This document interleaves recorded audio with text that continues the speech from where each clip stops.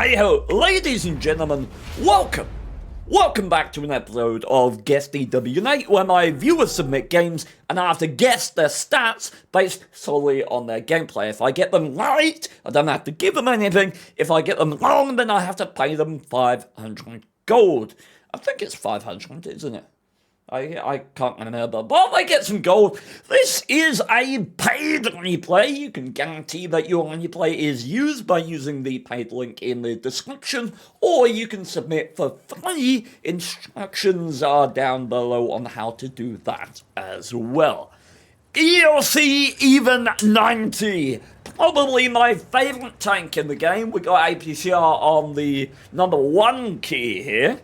We got a Bond optics, improved ventilation, improved exhaust system, right? And CVS in the scouting slot. This is the preferred passive scouting setup for the ELC even 90. We forsake a little bit of view range by not using vents, but the additional camo provided by the exhaust system is absolutely worth it. This thing has the highest on-the-move camo in the entire game. I think it can get up to 56% on the move, which is absolutely insane. Now, we've got to be a little concerned here because there are 2 pigs on the enemy team, and they may not be too concerning in a vacuum, but they are benefited by 3 light tanks, 2 even 90s, and 1 squall on the enemy team. The squall isn't that concerning from a counter-scout perspective, but the even 90s certainly are. Now, one thing that's interesting, if we're looking to gather information about the stats of this particular player, you'll notice that he's only painted, staying on the move here, okay, he's only painted the hull of the ELC even 90. You can see this APCR ammunition. If he fired those shots with standard shells, he would have missed due to the shell travel time. But loading APCR right off the bat meant that he could fire on the move, and even at those speeds, he still connected all of the shells. Very impressed, given a 0.38 accuracy and 2.9 second aim time on this thing. Say nothing of the 175 standard pen, 215 with premium that we're using here, and now he's a little concerned about the other ELC, I guess, but the other ELC is spotted up on the hill. Going back to mid, I was talking about him only painting the hull, and why I take note of that is because it's not, I don't think it's said anywhere in the actual game, but you only have to paint the hull to get the full camo bonus, right? So this is someone who is aware of that fact, which indicates to me that he might be aware of some other information. He might consume some content about the game, which generally implies that he's a better player than sort of the average, who doesn't consume any content and just plays for fun. So my instinct right now is like somewhere around sort of 50, 51, 53, somewhere around there. We shall see. Spotting the Mars on the high ground here. What is unspotted at this point? Jagdtiger 88, XM57. Certainly from Jagdtiger. If I'm sat here with optics, I'm sat here with the CVS, I've just spotted a blast at almost 400 meters. Surely I'm spotting an XM, a Jagdtiger, in this bushlight, right? So I would be feeling, I would be at least believing right now that, okay, there's no XM, there's no Jagdtiger right up on that region in front of me, right? Does that mean I can attack it? Not really, the Geno's still there. But we got this ELC in the fullback position right here. We're picking up a little bit of spotting damage. I might consider at this point, I'm still on 671 health. Geno can clip me with 3 shells, but I might consider trying to work my way up to sort of this bush, but that's just because I'm very experienced in the tank and really cheeky, and I think it would be funny. I don't necessarily think that would be a great play right now, but do we see that XM moving in the mid towards the TS-54? Alright? It's TS54. I can't remember the alpha damage of the XM. I think it's 600, isn't it? Let's learn, shall we, chat? Let's have a look at the XM and see what its alpha damage is. This is something that you should be doing while you're playing World of Tanks. I mean, don't minimize the game while you're being shot, right? But have tanks.gg open in the background. If you don't know something, have a look, right? Have a 630. So, the reason I think about this is because I don't think that TS is going to die in one shot. I didn't when it was 600. On average, it's not when it's 630, right? But if the XM gets one shot, that TS is then a one shot, right? So I would be looking at that engagement right now and saying, I can really swing that. I can get the TS kill. So I'd be pretty hungry for that right now. I want to see him turn his camera to the right. Oh, I'm still paused. Oh yeah. Hello, Jack. Okay, we're looking. Is he getting? Oh my God, the squall just violated that man. Okay. Like, that Pangelo in base has not been spotted for ages, and the XM potentially was at an avenue that might have been shootable by the Pangelo. Come on, let's go! Let's go, vamos! Come on! Those hamsters are gonna be spinning those wheels in this tank. Move, my man! What are you achieving here right now? Come on! Stagnancy infects a lot of the even 90 gameplay. Okay. Moving up here. Very passive play. Very passive. We're still at health of this one. And the Pangelo was still there. Are you kidding me? Amazing. Okay. I'd like to see a bit more sort of activity at this point. I get that we've got a crossfire on the Brask, but we can be moving about, we can be presenting, we can be annoying. It's very plausible that you could take that shot right now. Nothing on high, this foliage potentially blocking the Mars if he is all the way up there. And I don't think this guy would spot you through the foliage. It's possible he would. But certainly reversing a little bit, because we're on a hill. If you reverse down to there, you could take these side shots and not get lit. So that would be interesting, for sure. Okay, now you can take it. Now you can take it. Now you can... That was 3 damage, my man. That was 3 damage. Oh, this feels like a very sort of average player in the even 90. Because it almost feels like sort of 53%, because when someone's like 50, 51, they're bad enough that they take dumb and risky shots. But you sort of go into this lull. Hey, Jack, thank you for the gift subs. That's wonderful. You sort of go into this weird sort of lull in your progression where here you're too aggressive and you get yourself killed way too quick. And then as you get better into sort of 53, 55, you go into this thing where you overcompensate. You're a little too passive. Like, you don't take opportunities because you're learning, and it's good, but it sort of disqualifies you from the sort of upper echelon of 58 to 60%, is not taking those small opportunities when they're presented, not having that sort of gusto to jump on those opportunities right now. And I feel like this guy is a perfect example of that passive stage of development. Okay, now we're moving. Now we are moving. It's interesting as well. He's got 2 marks of excellence. And the ELC Steven 90 is not an easy tank to mug. Okay, so what are we thinking now? At this point, you've got to be thinking, what can I get? What can I get out of this game? 1, 2, 3, 4, 5, 6 tanks left. 2 of them are arty. Now, that... in the back, you've got to do some maths, right? What is that? The only thing is that's unspotted is an XM. Has anything died? We know that ELC was killed by the Banask. We saw that earlier. Has anything on our team died in a position where it can die from back here? What we want to know is this the Arty or is it the XM?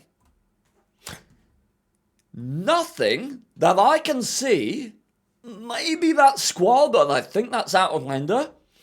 Nothing. There's no corpse around here that can die from that angle. And that XM has a kill. That tells me that that is the Arty, and the XM is likely around here somewhere. So what I can do is I can YOLO down the 9-0 line very aggressively into here, kill this Arty and take this high ground. If it's the XM, then I most likely would have got myself killed. But let's see. And it was indeed Zippiggy. Let's go. Go, go, go, go, go, go, go, go, go. Okay, we can do some bush work here. You see these bushes? We might be able to get an angle there where we don't even get spotted by the Effie. Let's stop a little here. I think maybe you could have done a little something. Maybe, maybe not. Okay. Claiming the high ground. You are still spotted. Okay, wonderful. I think stopping was stewarded there. Good awareness of how long you were going to be spotted for. Okay, come on. Take some shots, man. It's a Yag Tiger on the move. Thank you. Wonderful. Wonderful stuff. Okay, let's go. Let's go. You're reloading. Let's go, let's move, let's advance position. No, don't go up there, just go up there. Okay, maybe we're going to counter the Banask. But you can just go up to there, kill the Arty and have high ground on these guys. Aww. Okay, well, that works. Do we have XM killed the meal. What does that tell us? Let's have a look. Let's learn something. We wouldn't have the benefit of doing this in-game using a free cam. But the meal died here.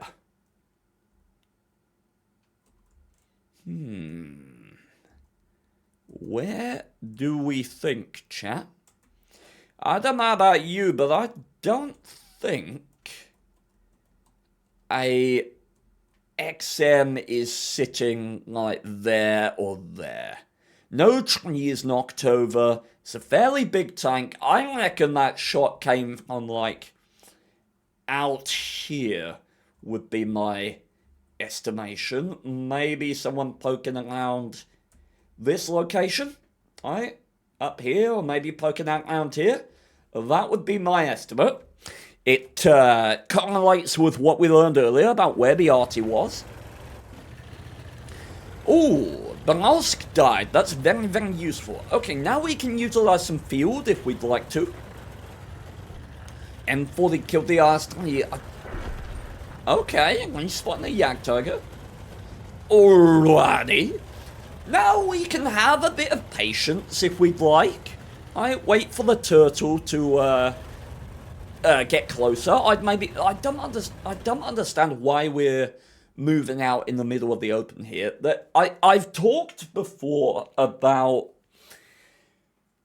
lay of the land providing versatility. When you are unsure of what is going to occur, versatility over a spectrum of games will up your win rate. It is crippling to have hindsight on a game, right? Where you look back and say, oh, if only I'd done this, then I would have won. And occasionally that does have you postulating, oh, I should have done this, I should have come all the way on this side of the bridge. But on the balance of probability, putting yourself closer to variations in land can have you adapt to a wider variety of situations and control for more outcomes. And over the grand spectrum of games, you will win more. What do I mean by that? Well, if you're unsure, be closer to changes in elevation. The reason for this is because if you don't know the exact location of enemies, going over the highest available land, let's say you're coming over this ridgeline right here, Pangelo appears there, you can duck to the right and you're safe. You're coming over this ridge and the Pangelo appears here, you can get ducked to the left and you're safe. If you are moving over this land, I honestly thought that was the ELC then. It's not, it's a bush. There's the ELC. If you are coming over this land and the Pangelo appears there, you're fucked. You are in completely flat land. You can't duck to the right. You can't duck to the left. And that is why one of the best examples of this is on Sand River, or a map like El Haluf, for example. There's a lot of situations and circumstances where you have the choice to come over a ridgeline, right? And when you're traversing in endgame situations like this, you want to be on top of that ridgeline, because it not only provides you greater awareness by merit of high ground, but it provides you that versatility of no matter where the enemy tank is, you have a recourse. Right? You are flexible. So that's what we really should be doing right now. Even if we're wanting to spot up here, we should be on this ridgeline because it makes us flexible. It is prudent play. Being out in the middle of no man's land is a good idea in very few tanks and very few circumstances. We do like the Pangelo there, luckily in a position where we can do something about it, and now we want to leave. We want to leave. Okay? Pangelo sitting at the back. Who cares?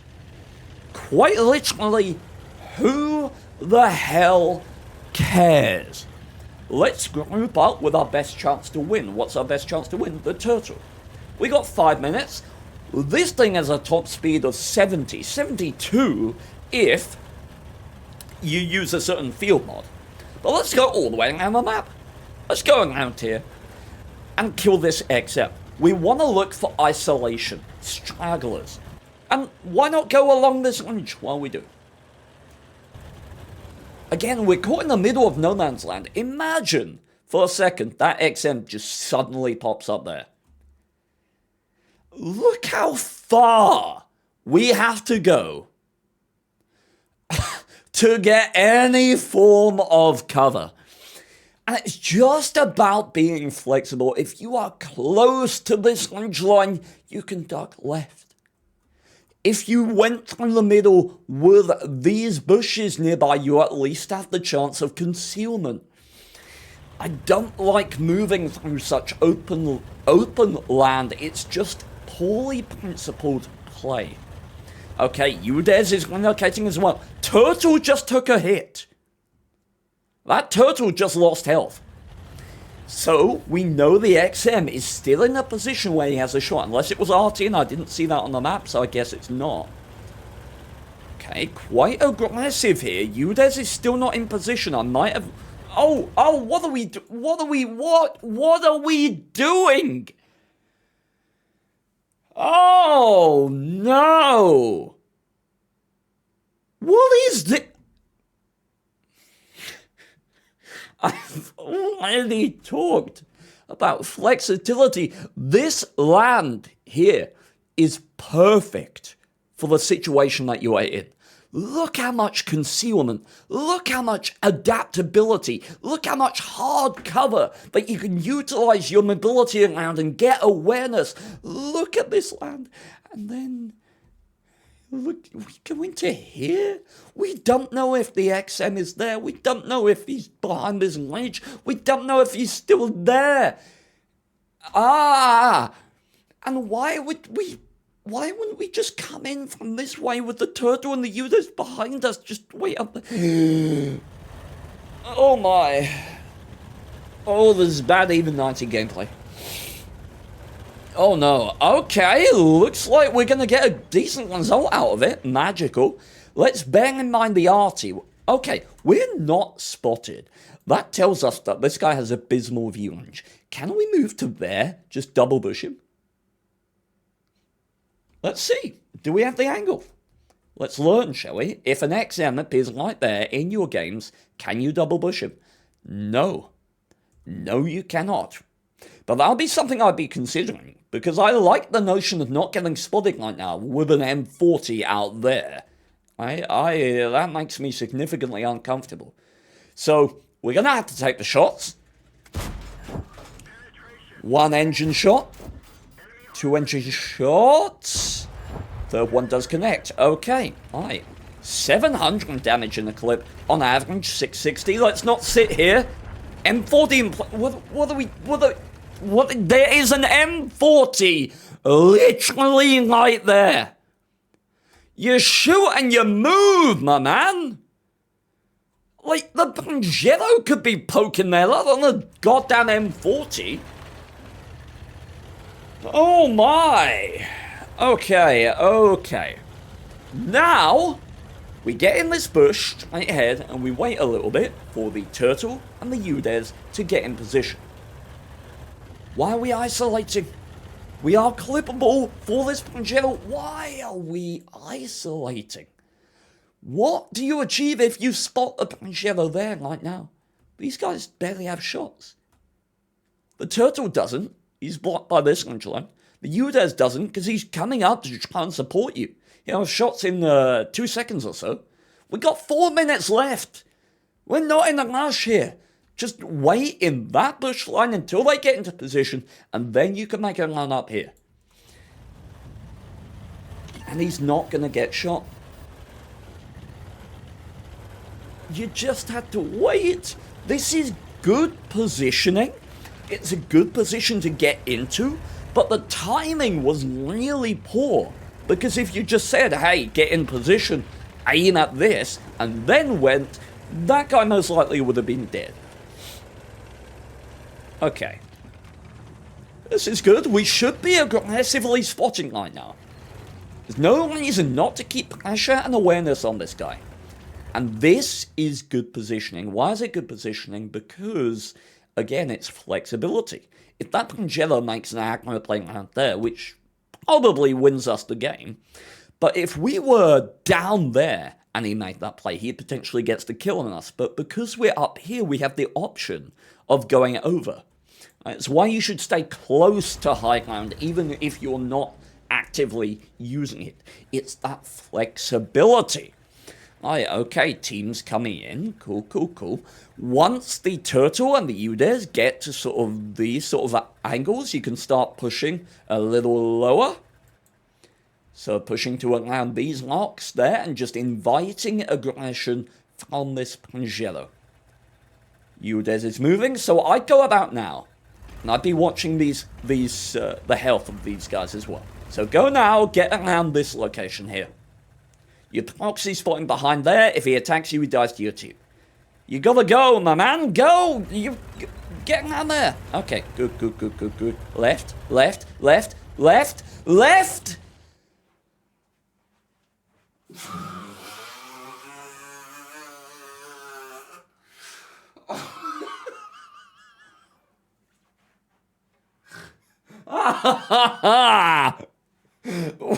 What the fuck? Why? You've got... What's he gonna do if you go left?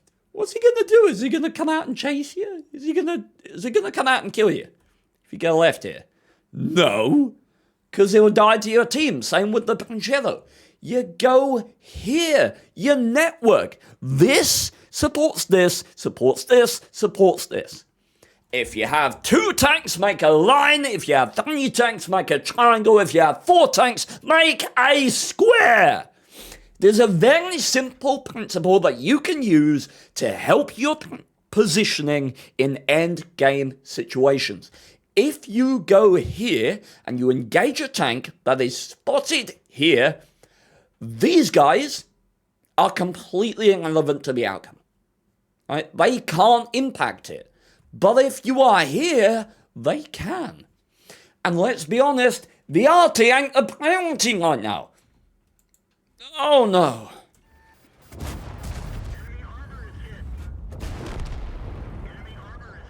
Oh Lord. Okay. Okay. So the play there was to go there, proxy. Once we confirm that the Pajero isn't there, then we can reverse up here, maybe start working some shots. But to just go completely in raw was wild. Okay, you can spot from dead tanks as if they weren't there, so that's worth noting. Let's go up to this lock. Okay.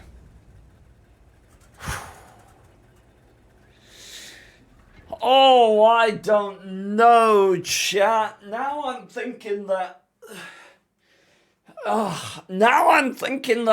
this guy's painted his hole because he didn't know what buttons to click to paint the rest of it. Maybe I'm just too judgmental, like, in the Steven 90, because, like, I played over 2,000 games in this tank. Chat, what are your thoughts? Like, there were so many sort of positional missteps and oddities. I think I've got to sort of temper my criticism because, you know, it's my favourite tank. I'm really experienced in it, and that may give me a sort of a false interpretation of how the wider player base approaches this tank and plays it. Because, you know, however much I'm responsible for this, it has a certain reputation within games. Within World of Tanks, people view it as the sort of passive, tiny little scout, and that can sort of seep over into gameplay within this tank. It can make people be very sort of defensive and miss opportunities that they would otherwise have if they considered it more of a light tank as opposed to a bush. You know? It is a bush, but sub 50-20%. I'd agree with that.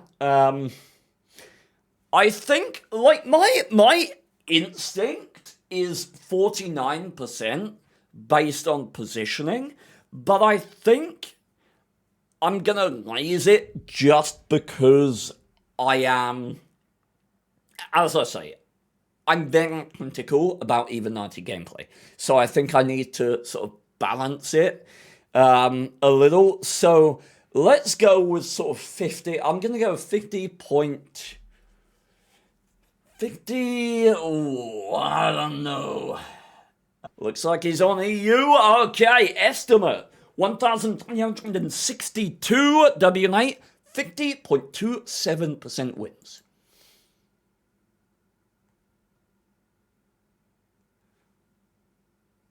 Ooh, do you know, it's not half bad, chat. It's not a half bad estimate. Doing better recently, always like to see that. So yeah, that is, I win, yay. That was an interesting game. There's a lot to be learned in terms of positioning. I recommend maybe watching my quick tips series on YouTube. You can watch the Learn World of Tanks playlist as well. There's some tips in there for positioning and learning various aspects of the game. But I think what limits this player is the lack of principles. There's the sort of potent lack of opportunism, sort of taking opportunities, that hunger for damage that is prevalent within the gameplay of people who are very good at the game. But what you should work on first to build up to that is principles. Principles of end gameplay, primarily principles of positioning. Just try and incorporate, if you have 2 tanks, make a line between the 2 of you. This supports this. If you have 3 tanks, make a triangle. This supports this, supports this, supports this. If you have 4 tanks, make a square. This to this to this to this. Right?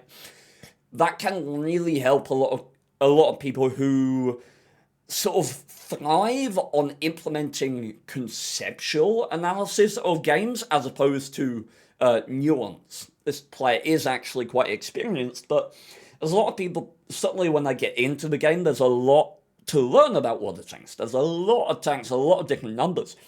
And I think it can help people to take a step back occasionally and analyze games from a broader perspective, which is why I feel like sort of coming at it from the tactical manner that I do elicits such strong results from me statistically in terms of win rate. You know, these tactics don't need specifics of this tank does this tank does that, because they apply broader than the nuances of particular tanks. So, yeah, work on your principles, fine sir, and you'll be playing better in no time. You are improving, which I always like to see. No, don't search with Bing, you gormless tit. Sand River. We were just talking about Sand River in the last game, mentioning how it's one of the best examples in the game of sort of adaptability in positioning.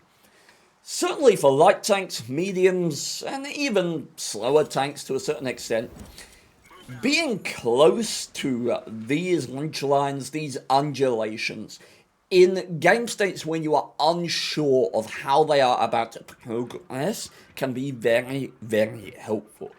I will get the game sounds working in just a moment. This guy is headed towards his 3 scout medal. If you didn't know, Sand River has a deal on. And basically, whenever you load it into the battle, if you go up to here and just look over it, you get a 3 scout medal. So, you know, that's nice.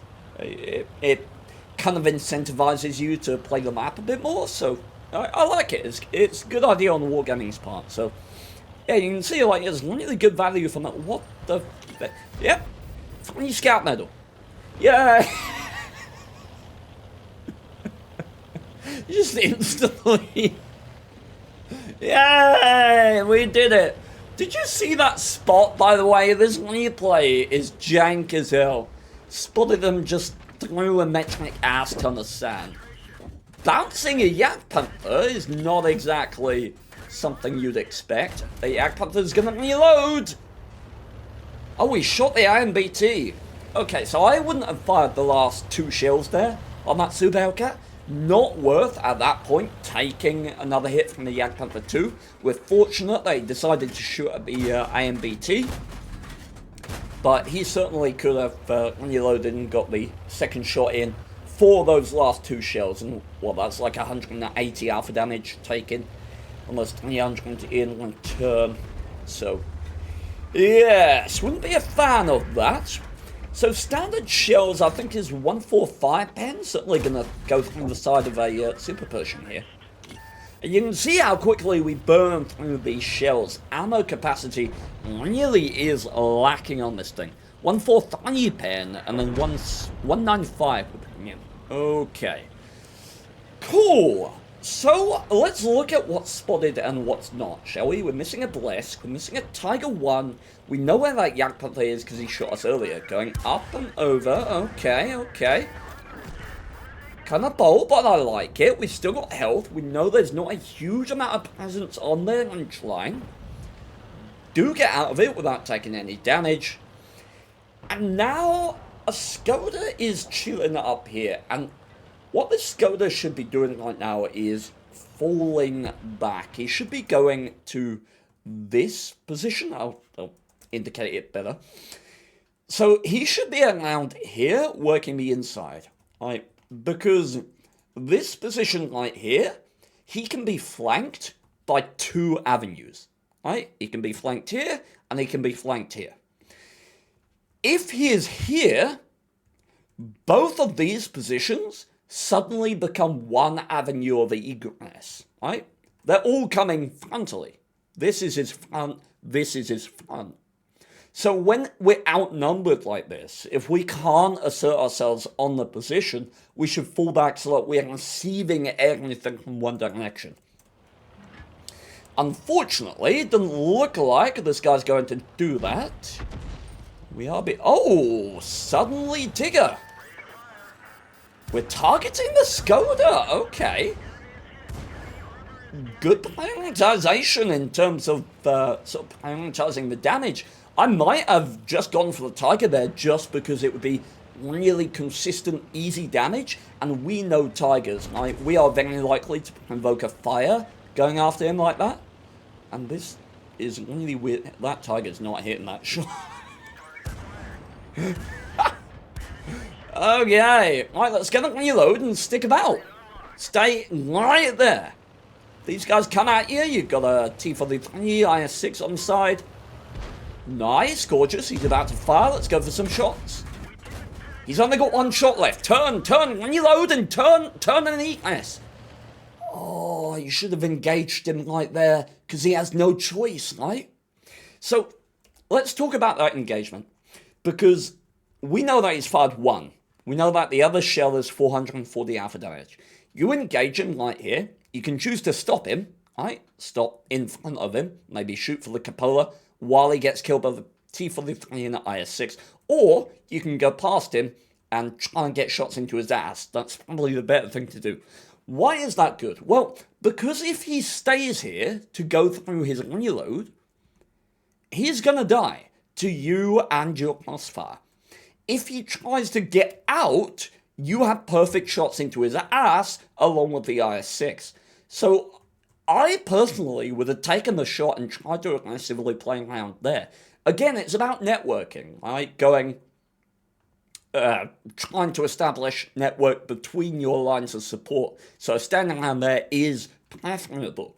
But honestly, doing this works perfectly well. If he's going to keep chasing you, then okay, why not? Now we're going after the Tiger 1. It would be interesting to know if you noticed the last time you loaded, you only had 7 shells, so have double-clicked that APCR button, because if you haven't, then you're going to be loading 3 shells into the chamber here, which would be troublesome. So we'll have to watch that reload. How many shells are going in? Okay, and he has switched to APCR. Oh, and that's good, that's good. Did you see that little bit of patience? That is very, very good. You should never leave high ground unless you are forced to. Right? We stayed up there. What does that do? Well, it means that this Skoda has to come round here and push you off by threatening. If you go off if you go off willingly, then he no longer has to pressure. Right? In a hypothetical situation where he can come back round this way, he gets to stop a little earlier, turn around and come. Right? He doesn't have to go all the way around here to threaten you off. It is a time efficiency thing as much as anything else. Okay, stay here, bait. Yes. Wonderful stuff. Okay, get behind the booty of the Tiger if you fancy it. That's beautiful awareness. Beautiful awareness. I like it. I would have liked to see a little bit of module targeting. Tiger tries to go for HE there. Like to see a little bit of module targeting, but that's fine. Lovely. And we can take the shot now. Go outside on. This is lovely. So, deliberately going outside on, we know this Tiger is firing HE. Spaced armor, even small amounts of spaced armor, like on the tracks of the AMX, performs better against high explosive shells than any form of armor piercing. So if we were going to poke against this Tiger that's doing 360 odd damage with HE here, we want to poke side on, because he's going to pen all of our ass and all of our fronts. We might as well show him, like, as much of an area where he's not going to pen as possible. He's already not penned one HG shell on our side. We got track damage, right? So we're using that principle. We're exposing the side so that if his shell goes a little high, maybe he doesn't pen another shell. We'll see. And there you go. Non-pen.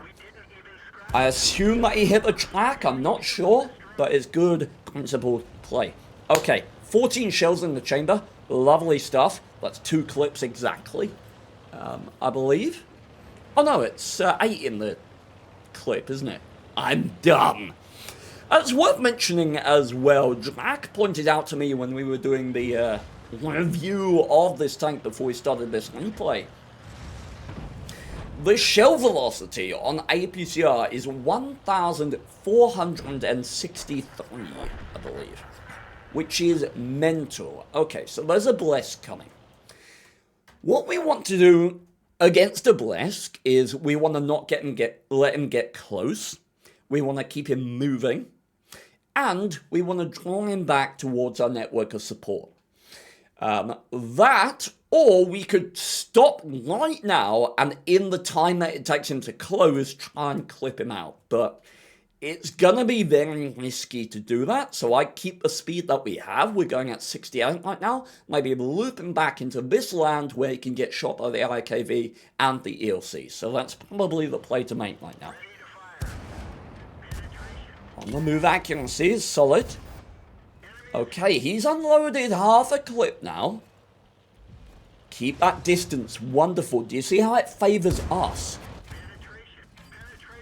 Because he's firing on the move. He's missing a lot more than we are. Wonderful. Beautiful stuff. Absolutely gorgeous. Very nice light tank gameplay. Let's see. Maybe victimizing that Super Hellcat if he's still there is playing right now. But looks like he's going low. This is viable as well. It covers the Super Hellcat and gets you in for some spotting damage on the Super Pershing. This is a little questionable, I would argue. Sort of going through the mid here. Just because you're sort of pinned between this side and this side, it makes me a little uncomfortable as a light tank, but if we can get through it, it should be fine. Just don't want to stick about here, really. 50 TP, 1 ease meat. Okay. Cool, and again, we're still exposed to the 50 TP, but we're hoping he's too distracted by what he's got around him. RT misses, wonderful, and that is more American booty. Okay, now we're aiming. I was gonna say if he auto-aimed all those shots again, I was gonna start pointing out the lack of module targeting, which has been something to call attention to. Not sure why we're stopped up here. Is the sort of the amount of auto-aim, but in the situation that he was presented with, it's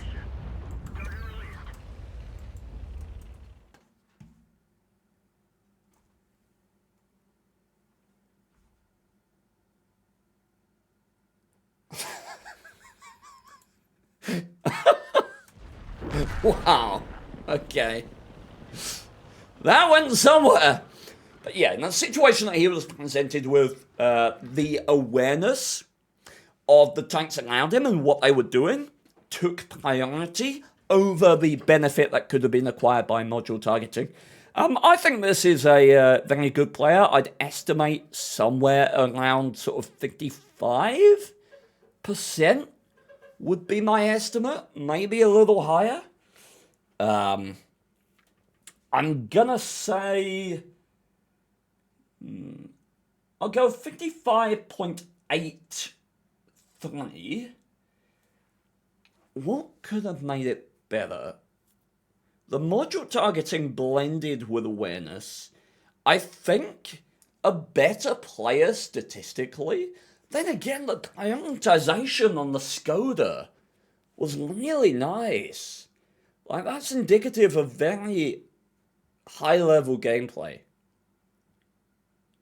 I'm gonna raise it. I think maybe 57? Let's go 57. No, 56? What's stopping it from being in the higher echelons of gameplay? Quite distance on the squall led him back towards the team. Like, there weren't any missteps. Kiting the Skoda was nice. I would have preferred sort of engaging him after he fired that first shell, but certainly that version was viable. It's odd to me that he stopped on the high ground instead of going in from the RT that had very recently fired. Maybe that's what's making me think it's not sort of 50, 57. Are you on NA, Funzer? You are. Okay, so estimate 2,341 WN8, 56.42% wins.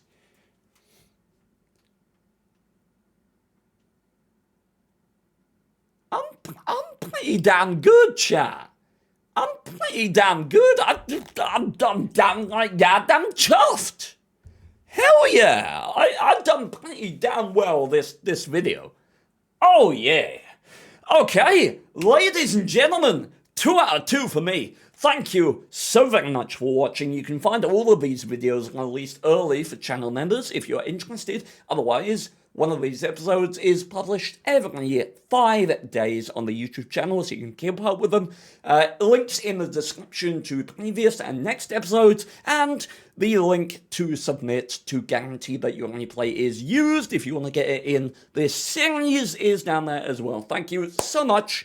And now I'm going to play some Water Tanks for these guys. We are live every single day during the week at 3, and weekends we go from 2 until 5. So, yeah.